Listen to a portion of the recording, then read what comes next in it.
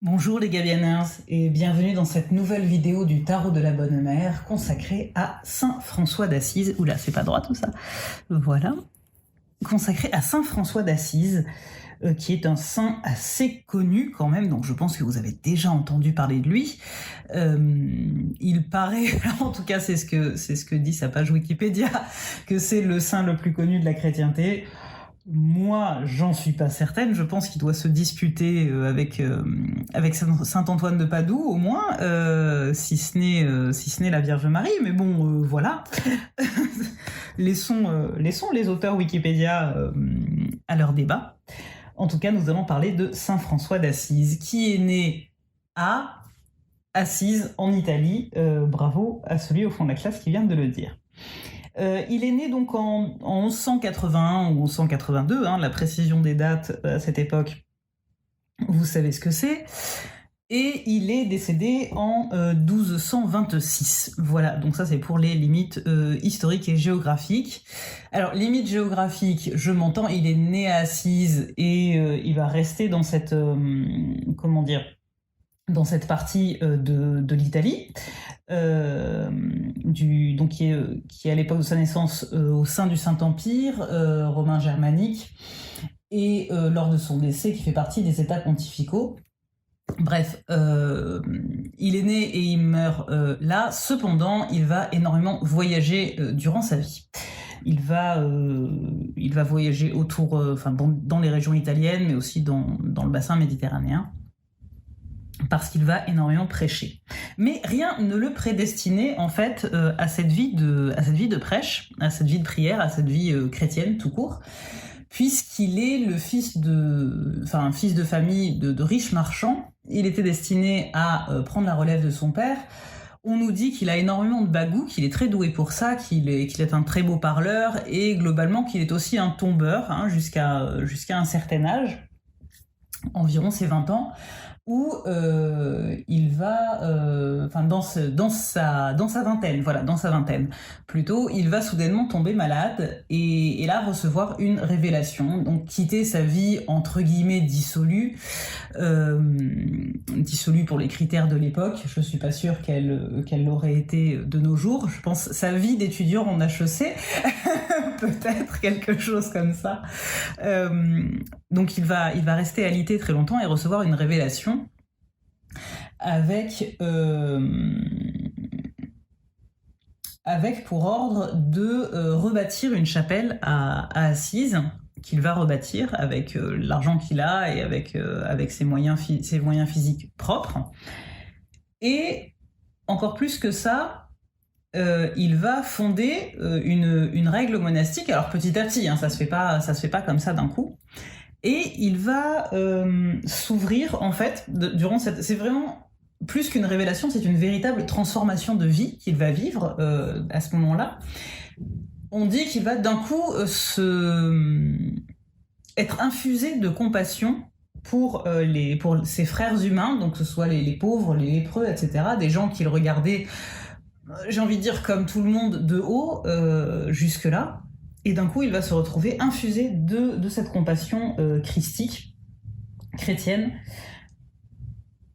et venir en aide à ces personnes, et non pas vraiment leur venir en aide comme quelqu'un qui va tendre la main à quelqu'un qui n'a pas, mais vraiment comme un frère partagerait ses maigres ressources avec d'autres personnes qui ne sont pas mieux loties que lui. Il entre dans un couvent bénédictin à l'époque, donc qui suit la règle de Saint Benoît, où il va être assez maltraité. Vraiment maltraité par les frères, parce que on lui reproche sa vie passée. On est beaucoup plus sur une dynamique de nécessité d'expier ses péchés et de souffrir tout ce qu'il est possible de souffrir sur terre pour expier ses péchés. Il va partir de cet ordre monastique, enfin de ce couvent plutôt, Et il va devenir missionnaire, en fait. Il décide, comme il le dit, d'épouser pleinement Dame Pauvreté, donc de devenir un moine mendiant, prédicateur et mendiant, ou gagnant son pain en faisant quelques tâches, en rendant des services.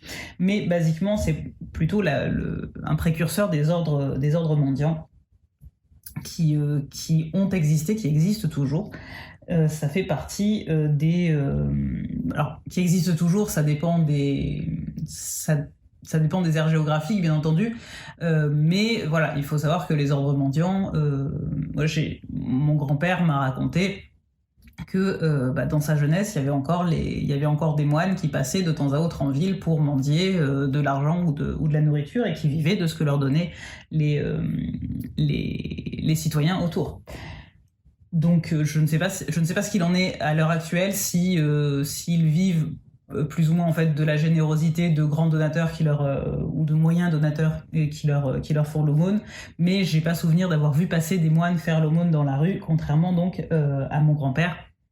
Donc là on parle de juste avant la Seconde Guerre mondiale et juste après, quoi, dans cette zone-là temporelle.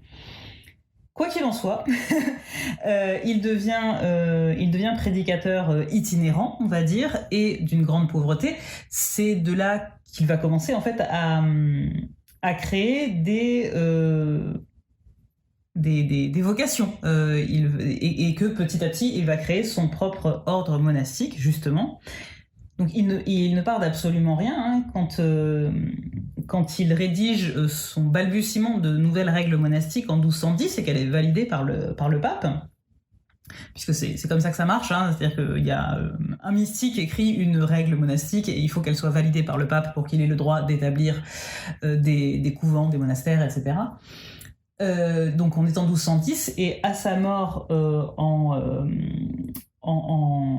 1226, comme je le disais, il y aura entre 3000 et 5000 frères qui l'auront suivi, qui se seront sentis appelés par cette règle propre qu'il a créée. Donc ça a vraiment été, une traînée de poudre, voilà. Et François s'est retrouvé, bien entendu, un peu dépassé par son succès. Et il en arrive à être appelé en Égypte lors de la croisade, donc je ne sais plus la combienième c'était, en 1219, hein, quand les croisés font le siège de Damiette en Égypte. C'est la croisade qui a été dirigée contre l'Égypte. Il est appelé pour être en fait intermédiaire, parce que c'est un grand... il est déjà vu par les croisés comme un grand religieux, un grand mystique, et donc il va faire l'intermédiaire avec les musulmans qui sont en face. Donc c'est aussi un précurseur du dialogue interreligieux, hein, puisque déjà il va apporter des arguments aux uns et aux autres en disant que voilà, tout le monde est pieux finalement à sa manière, et tout le monde obéit aux règles du même Dieu, même si elles ne sont pas entre guillemets formulées dans la même langue au sens, bien entendu, langue au sens linguistique, mais aussi au sens formel, et que chacun a le droit à sa croyance et à être respecté dans celle-ci. Donc c'est quand même pas rien. C'est quand même pas rien. Il va, du coup, après cette mission en Égypte, en rentrant en Italie, il va abdiquer de ses fonctions de chef de l'ordre, hein, en 1220,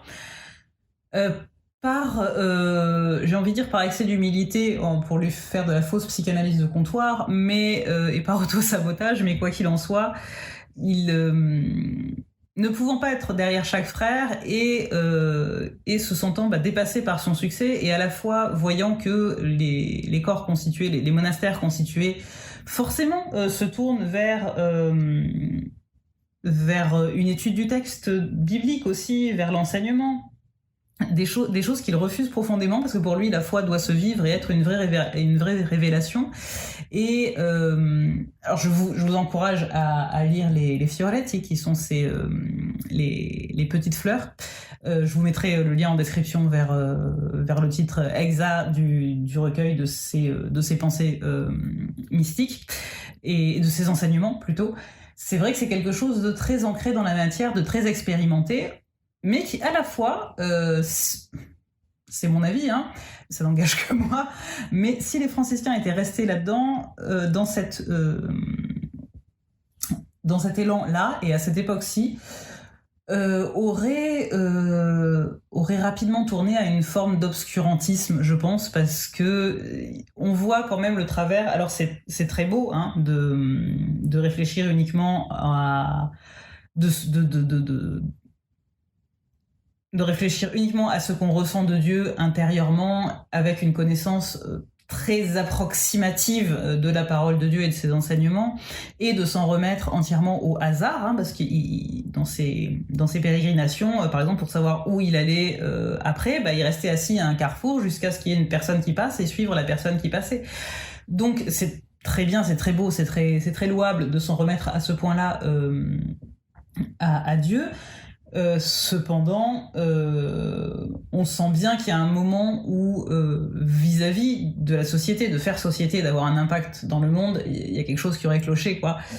Et foncièrement, on peut pas diriger un ordre monastique avec ce genre de principe en attendant que les choses se fassent et se dénouent d'elles-mêmes, bien entendu. Et voilà. je crois que j'ai à peu près tout dit. Et du coup, donc, en fait, c'est justement, ça fait partie donc des Fioretti. Toute sa philosophie, sa mystique aussi se base sur, comme je le disais, une grande observation de la nature. Donc c'est pour ça qu'il est très souvent représenté, comme vous l'avez vu à l'écran jusque-là, et sur les deux petites images que j'ai, avec des animaux, avec notamment des oiseaux ou d'autres types d'animaux. Parce que il se fiait au vol des oiseaux pour savoir s'il allait à droite ou à gauche, au bêlement d'une brebis pour savoir si ce qu'il disait était vrai ou faux, etc. Donc il était dans la contemplation d'en faire un avec la création, et le texte le plus connu peut-être qu'il nous ait laissé, c'est le cantique, ce qu'on appelle le cantique des créatures, ce que lui a intitulé le cantique de Frère Soleil à la base, mais qui a été, voilà, comme c'est beaucoup plus que Frère Soleil, il a été rebaptisé Cantique des créatures. Je vous lirai tout à l'heure, puisque c'est la prière qui lui est associée, parce que je ne me voyais pas écrire autre chose, et c'est vrai que sur la carte de la Lune, ça faisait sens, mais j'y reviens tout à l'heure. Donc, il est dans cette union totale et très très contemplative, peut-être trop, mais ça c'est mon sens personnel, parce que justement, être trop dans la contemplation, et moi c'est ce qui m'a dérangé personnellement en lisant les Fioretti, c'est qu'à s'en remettre à ce point-là au bon vouloir de l'univers, eh bien si on n'a pas la capacité, l'ancrage personnel, les barrières personnelles pour ne pas se faire manipuler par le premier venu, c'est pas si facile de ne pas justement se faire manipuler par le premier venu, pardon. Et d'autre part, quid de finalement son ressenti intérieur, parce que il en parle pas tellement. C'est vraiment il y a une telle humilité de la personne humaine, une telle recherche de la fusion avec la création, que voilà, il y a quelque chose qui est un petit peu dérangeant dans alors je n'irai pas jusqu'à dire ce refus, parce que je ne le connais pas particulièrement et je ne prétends pas avoir compris l'intégralité des Fioretti, mais en tout cas, de prime abord, il y a comme un refus de l'individualité et de la graine personnelle qu'on peut apporter à l'édifice. De la pierre personnelle qu'on peut apporter à l'édifice, peut-être c'est mieux, ou de la graine personnelle qu'on peut apporter au moulin, voilà, au choix, pas les deux en même temps. Et c'est à la fois cet excès dans la contemplation et la dissolution, c'est aussi ce qui m'a intéressé pour le faire figurer sur la carte de la Lune. Parce que justement, la Lune est cette carte du mystère insondable, du mystère devant lequel on se fond, on se tait, on contemple tout ce qui est caché, et on ne cherche plus finalement à à comprendre quoi que ce soit, on accepte ce qui est, et avec une grande humilité, comme lui-même l'a fait, à contempler dans son ensemble, à prendre ce qui est préhensible au moment où on le contemple, etc. Et en même temps, du coup, l'excès de choses cachées, bien entendu, mais aussi donc tout ce qui est beauté de la contemplation, de l'unicité du monde et de la création, ce qui sont les valeurs positives qui sont associées à saint François d'Assise, donc qui est saint patron des animaux et de l'écologie aujourd'hui, pour les raisons évidentes. Et voilà, donc je crois que j'ai été claire, comme d'habitude. Claire d'Assise aussi, une autre Sainte Claire. Non, je plaisante. Je crois que j'ai été claire, j'espère en tout cas. Vous me le direz en commentaire, ne manquez pas de me le dire en commentaire. Si vous souhaitez des précisions, je me fais toujours un plaisir de me corriger ou de me compléter. Voilà, donc sur la carte est figuré donc derrière lui le paysage d'Assise, qui est une ville, je vous mettrai une photo à la vidéo, qui est une ville qui est à la fois sur un piton rocheux et à la fois en dessous, donc qui est à la fois, il y a une ville haute et une ville basse. Et il est entouré de 2 oiseaux, comme je le disais, il est très souvent entouré d'oiseaux, et d'un loup et d'un agneau, puisqu'il arrive à concilier dans cet amour de la création, dans cette contemplation, il arriverait même à faire la paix entre le loup et l'agneau qui ne se dévoreraient plus, parce que tout le monde serait végétarien et ce serait un monde merveilleux, sauf pour les fans de carottes. Voilà, excusez-moi, je suis en forme. Et puis il a été le premier de l'histoire à avoir reçu les stigmates. Juste avant sa mort, il reçoit les stigmates, ses mains se percent et ses pieds aussi. Et donc voilà, après c'est ce qui va entraîner plus ou moins sa mort, parce que ça va être de grandes souffrances. Et puis on peut imaginer qu'on est en 1200 et quelques, la médecine, la pénicilline, la désinfection, c'est pas tellement ça. Donc voilà, ça fait partie des raisons pour lesquelles il va décéder. Sur ce, je vais vous lire le Cantique des créatures, donc la prière pour laquelle il est connu. Très haut, tout-puissant, bon Seigneur, à toi sont les louanges, la gloire et l'honneur, et toute bénédiction. À toi seul, très haut, ils conviennent, et nul homme n'est digne de te mentionner. Loué sois-tu, mon Seigneur, avec toutes les créatures, spécialement Monsieur Frère Soleil, lequel est le jour, et par lui tu nous illumines. Et il est beau et rayonnant avec grande splendeur. De toi, très haut, il porte la signification. Loué sois-tu, mon Seigneur, par sœur lune et les étoiles dans le ciel, tu les as formées claires, précieuses et belles. Loué sois-tu, mon Seigneur, par frère vent, et par l'air et le nuage et le ciel serein et tout temps, par lesquels à tes créatures tu donnes soutien. Loué sois-tu, mon Seigneur, par sœur eau, laquelle est très utile et humble et précieuse et chaste. Loué sois-tu, mon Seigneur, par frère feu, par lequel tu illumines dans la nuit. Et il est beau et joyeux et robuste et fort. Loué sois-tu, mon Seigneur, par sœur notre mère terre, laquelle nous soutient et nous gouverne et produit divers fruits avec les fleurs colorées et l'herbe. Loué sois-tu, mon Seigneur, par ceux qui pardonnent pour ton amour et supportent maladies et tribulations.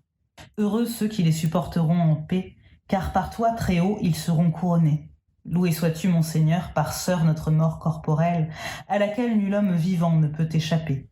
Malheur à ceux qui mourront dans les péchés mortels, heureux ceux qu'elle trouvera dans tes très saintes volontés, car la seconde mort ne leur fera pas mal. Louez et bénissez mon Seigneur, et rendez-lui grâce, et servez-le avec grande humilité. Amen. Voilà.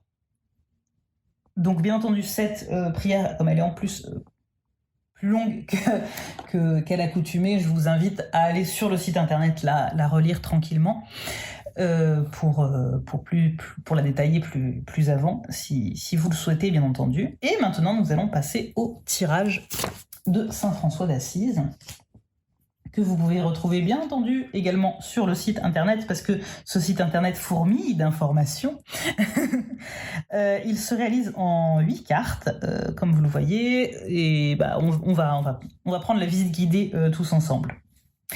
Et sa thématique générale, c'est la manière d'être au monde. Hein. Ça me paraissait assez logique vu la vie de François d'Assise. Voilà, c'est la réflexion de comment nous sommes au monde, comment nous contemplons le monde et comment nous interagissons avec lui. Voilà, comment nous sommes au monde. La première carte, donc qui est celle-ci, en haut, c'est à quoi va notre gratitude, à quoi ou à qui, hein. Je vais dire à quoi par commodité, mais ça peut être à qui aussi. Ça peut aussi être une personne, bien entendu, ou un type de personne. Donc à quoi va votre gratitude ? Là, c'est assez simple, c'est à quel phénomène dans le monde ou à quel type de personne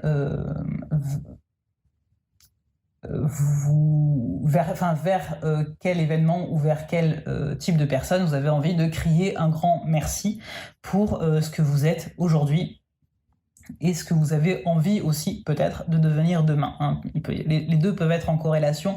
C'est plutôt un tirage très ancré dans le présent, pour être honnête, mais si on est dans une période de transition et qu'on voit déjà la personne qu'on veut devenir, bien sûr ça peut s'entremêler, ça peut s'entrechoquer.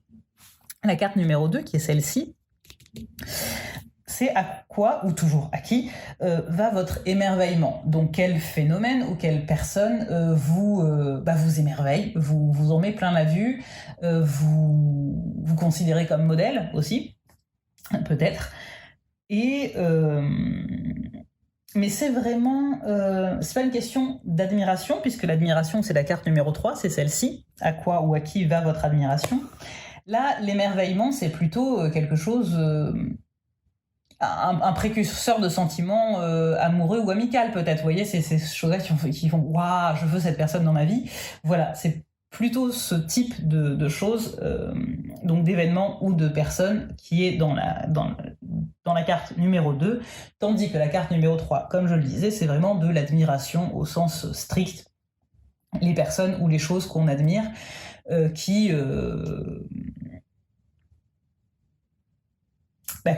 admire, qu'on porte au plus haut que tout.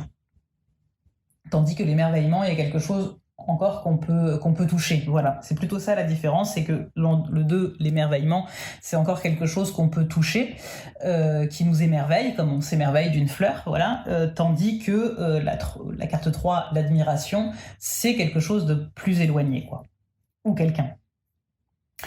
La carte numéro 4, qui est celle-ci, et à quoi va votre reconnaissance ? Et la 5, parce qu'en fait elles vont un peu par ligne, c'est un peu pour ça que je les ai mises comme ça, la 5, ceux qui vous appellent à l'humilité. Donc là c'est aussi une dynamique, donc à quoi va votre reconnaissance ? C'est à quoi ou à qui, hein, toujours.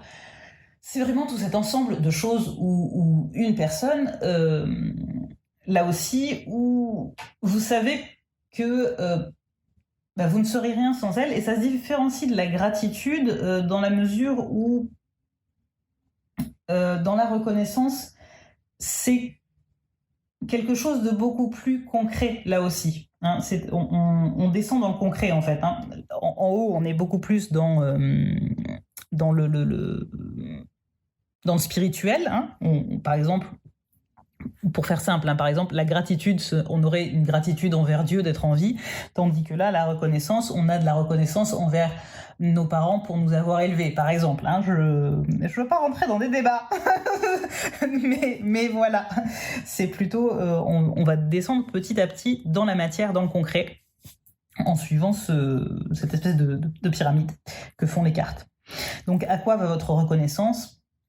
Ou à qui, toujours. Voilà, il y a c'est de la gratitude, mais beaucoup plus concrète. On peut être reconnaissant des personnes qui nous ont aidés le long du chemin, de manière concrète, comme je le disais, des personnes qui ont été des modèles, des exemples, des éducateurs, etc. Et en face, donc, la carte 5, toujours celle-ci, ceux qui vous appellent à l'humilité, c'est-à-dire quel événement ou quelle personne nous font dire que oui, on est très bien, on est très beau, on est validé par tout ce qu'on a fait dans notre vie, ou par les personnes envers qui on a de la reconnaissance, mais en même temps, il y a toujours ces personnes ou ces événements qui nous disent, voilà, on est poussière, on retournera à la poussière, ou plutôt d'autres types d'événements ou de personnes qui vont nous montrer tout le chemin encore à parcourir et qu'on a envie de parcourir. Hein. C'est vraiment un tirage qui est aussi quand même, comme je le disais, très ancré dans le moment présent, mais aussi très bienveillant. Il n'y a pas d'histoire de se rappeler à l'humilité. En tout cas, moi, j'ai jamais eu à faire de tirage pour des personnes ou pour moi-même où ça a été vraiment un coup de règle sur les doigts de réapprendre l'humilité. C'est plutôt l'inverse, hein. C'est plutôt ce qui nous appelle à l'humilité, c'est par exemple qu'il y a des personnes qui sont Mère Teresa, voilà quoi, et on sera jamais Mère Teresa parce qu'on n'est pas appelé à être ça. Et en même temps, c'est quelque chose qui dans notre paysage mental nous parle et nous inspire, voilà. La carte numéro 6 et numéro 7. Donc la numéro 6, ce qui fait votre force. La numéro 7, ce qui fait votre abondance. Voilà, là on est aussi sur un plan donc très très matériel, très très concret, et sur deux pôles qui se complètent. La force étant quelque chose de peut-être un peu plus émotionnel et spirituel, et l'abondance quelque chose d'un peu plus matériel. Quoique, selon les personnes, ça peut aussi un peu se contrebalancer ou être parfaitement harmonisé, parler à tous les plans de l'existence. Là, vraiment, je vous laisse entièrement libre selon ce qui sort, de l'interpréter comme ça sort. Et enfin, la dernière carte, la 8, qui représente plus ou moins la lune à côté de la montagne, hein, c'est à quoi va votre amour. C'est vraiment, c'était un peu l'idée de la sérénade au clair de lune. C'est à quoi va votre amour. Finalement, à quoi ou à qui, hein, ça peut toujours être un qui, bien entendu. Et c'est très drôle parce que je l'ai fait plusieurs fois pour des personnes et souvent le tirage se boucle sur lui-même et la carte numéro 8 est un résumé de tout ce qu'on a vu avant. Donc en fait, un peu comme de l'auto-validation finalement, où on est très heureux d'être, et c'est très très beau quand ça arrive, où on est très heureux finalement de la personne qu'on est présentement. Et parfois, on a besoin de le voir dans les cartes, que finalement, on vit très très bien et on est très content de la personne que l'on est actuellement. Parce que il y a plein de choses, de sources extérieures qui parfois nous font douter de notre légitimité à être nous-mêmes, etc. Et ça peut être sinon un archétype de personne qu'on voudrait être ou qu'on recherche à être. Voilà, c'est un peu tout ça. Donc c'est à quoi ou à qui va votre amour. Ça peut être aussi tout simplement sans être un archétype complet. Ça peut être une vertu ou un concept vers lequel on a envie d'explorer plus, enfin qu'on a envie d'explorer plus avant ou vers lequel on a envie de tendre. Enfin bref, je vais pas vous expliquer ce qu'est l'amour. Voilà. Comme d'habitude, je vous encourage très très très très très vivement, comme je l'ai fait tout à l'heure, à visiter le site internet du Tarot de la Bonne Mère. Je vous encourage presque aussi vivement à acheter des copies du Tarot de la Bonne Mère. Hein, voilà, il est tiré à 500 exemplaires, il m'en reste 300 environ, donc voilà, viendez, achetez-le. Il est beau mon tarot, il est beau. Voilà. Rejoignez-moi sur Instagram ou sur Discord. Les liens sont dans la description. On s'amuse beaucoup, on discute, enfin surtout sur Instagram, sur Discord il n'y a personne pour le moment, mais venez poser des questions et voilà, partagez vos tirages aussi. Moi j'aime toujours beaucoup dialoguer et discuter avec vous sur tout ce que le tarot peut vous apprendre en suivant mes tirages ou en vous servant du Tarot de la Bonne Mère. Moi je suis toujours très heureuse de voir ce que vous en faites, voilà. En attendant, portez-vous bien, prenez soin de vous, aimez-vous les uns les autres et à tout bientôt.